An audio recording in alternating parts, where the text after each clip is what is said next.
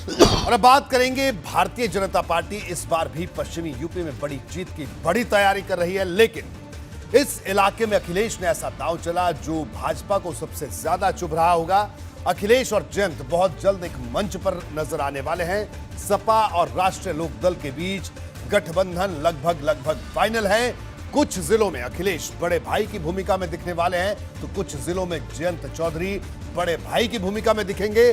पश्चिमी यूपी में विधानसभा की 136 सीटें हैं और दोनों दलों ने मिलकर इन्हीं 136 सीटों पर विजय पताका फहराने का बिगुल फूंक दिया है।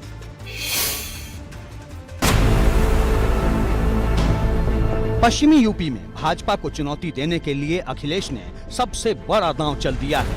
ये दांव है जयंत चौधरी की रालोद के साथ सपा का गठबंधन। दोनों ही दलों के दिल तो पहले से ही मिले हुए थे, सिर्फ औपचारिक ऐलान बाकी था।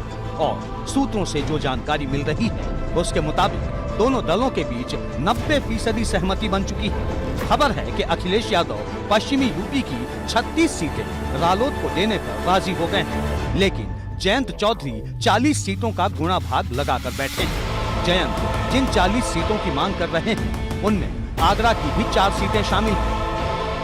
बहुत सारी ऐसी सीटों पर जहां हमारा वर्चस्व है उनकी मांग रखी गई है, लेकिन मैं आपको एक बात और बता दूं कि दोनों ही नेता हमारे युवा हैं, उनमें पूरा सामंजस्य है और पूरी मैराथन मीटिंग उनके द्वारा जो की गई है उसके अंदर कहीं पर भी किसी ऐसे मुद्दे पर उनके द्वारा नहीं अड़ा गया है जिसका कोई सत्ताधारी पार्टी कोई फायदा ले। किसान आंदोलन के बीच पश्चिमी यूपी फतेह करने के लिए अखिलेश और जयंत के सामने इससे बड़ा कोई दूसरा सियासी मौका नहीं हो सकता।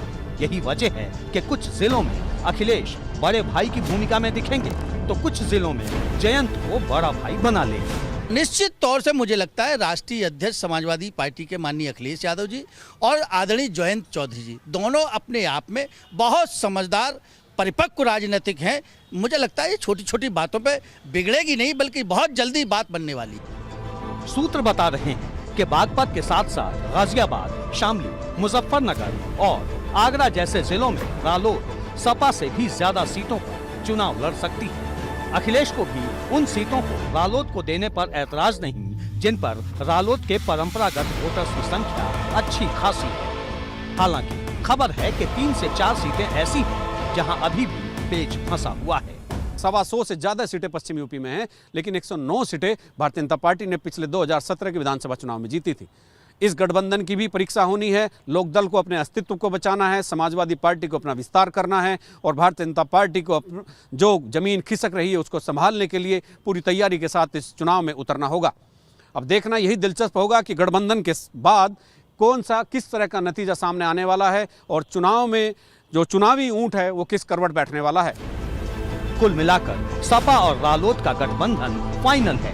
7 दिसंबर को मेरठ में अखिलेश और जयंत की संयुक्त रैली ही होनी है और उस रैली से पहले जिन सीटों पर पेच फंसा है उसका भी समाधान निकाल लिए जाने की उम्मीद है।